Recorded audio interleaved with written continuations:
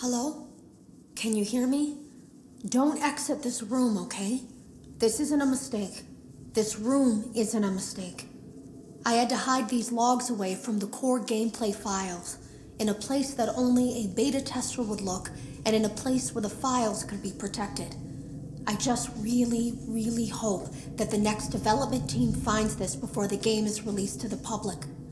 This game has some kind of malicious code in it that we haven't been able to fully contain or even understand for that matter. We're over budget and out of time. But that's not the reason that we're shutting down.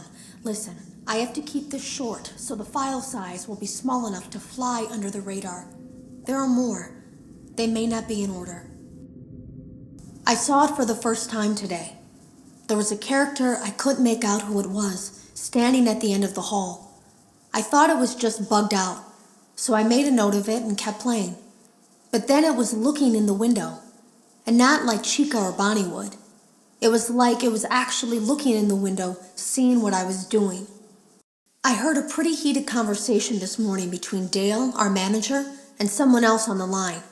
It really feels like this project is in trouble, in no small part because of the lawsuit, I'm sure.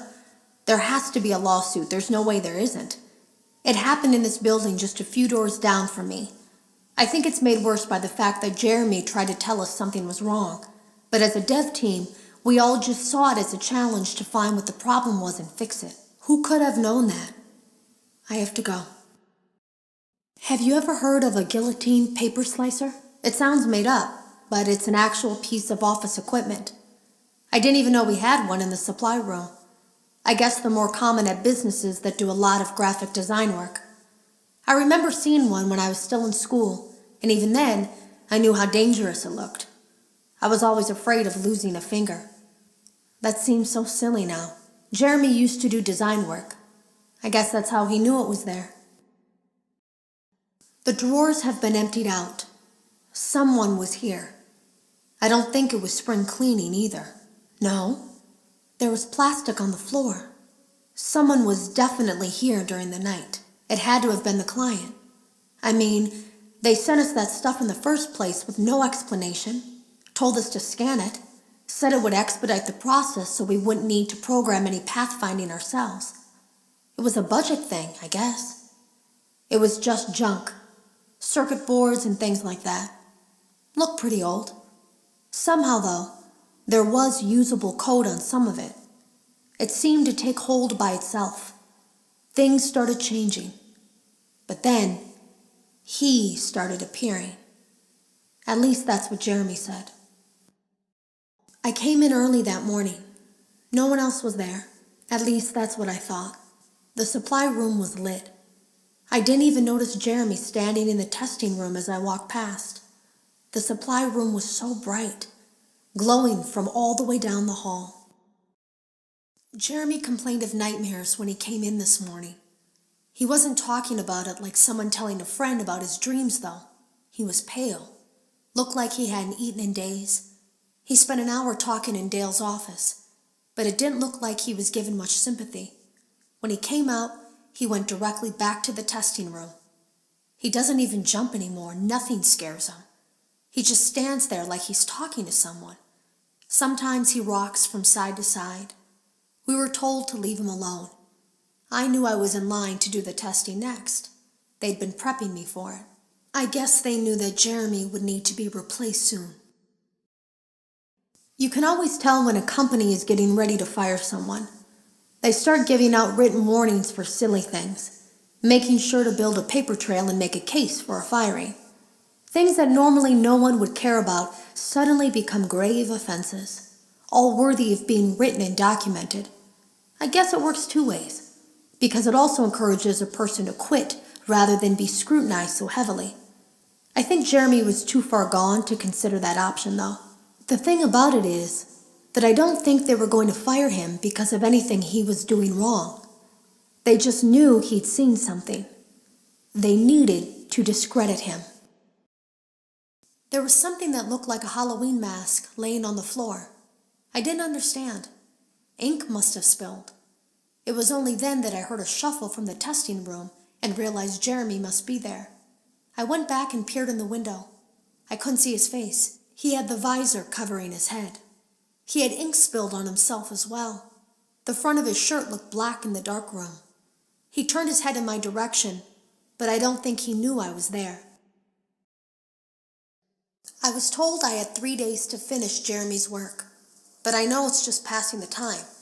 They don't really expect me to do anything. It's just to keep up appearances until the buyout is complete. We have to look like we have things under control.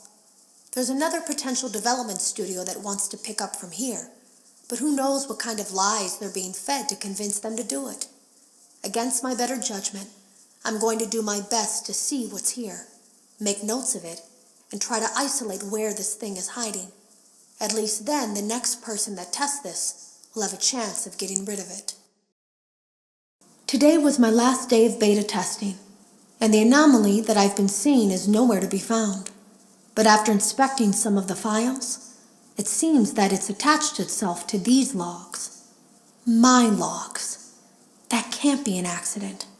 So now I have to make a choice. Do I leave these logs here for you to find, or do I try to purge this thing myself by destroying the logs? I've chosen the latter. I can't delete them. By creating a protected area to store these logs apart from the game, I effectively gave this thing a safe place to hide itself. It's in here now. I may not be able to delete it, but I might be able to do something else now that it's attached itself. I have an idea. They lied to us. They lied to all of us. They told us that the whole point of this VR game was to undo the bad PR done by a rogue indie game developer who supposedly made up a bunch of crazy stories that tarnished the brand. But that's not true at all. In their haste to develop this VR game and clear their name, they sent us some things I don't think they intended us to see, such as a hard drive containing emails between Fazbear Entertainment and a certain indie developer. Fazbear Entertainment hired the game developer. Those indie games were designed to conceal and make light of what happened. This isn't just an attempt to rebrand. It's an elaborate cover-up, a campaign to discredit everything. I ran a fragmentation program on the area of memory that was storing these logs for you. I effectively broke the files into pieces and broke the anomaly along with it. That means that you won't have my warnings to guide you, but hopefully it also means that this anomaly, this virus, or whatever it is, will remain broken and unable to do more damage. Hello. You don't know me. I had created a series of logs for you documenting the troubled development of this VR game that you're now testing, in hopes that you, whoever you are, and whatever team you're with, will abandon development. Now I fear that those logs are being used as a Trojan horse. If you're unable to abandon development, hide all traces of these logs that I've created.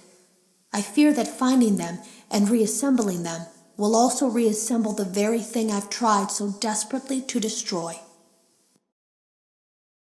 There is a way to kill it. It wants to escape through someone plugged into this game. That's you now. You have to let it begin the process of leaving through you. Then use the disconnect switch that I've embedded by the main stage. Let it approach you. Let it begin to merge with you. Play the music and flip the switch. That will cause a hard restart of the game and flush the memory, effectively killing it. I hope.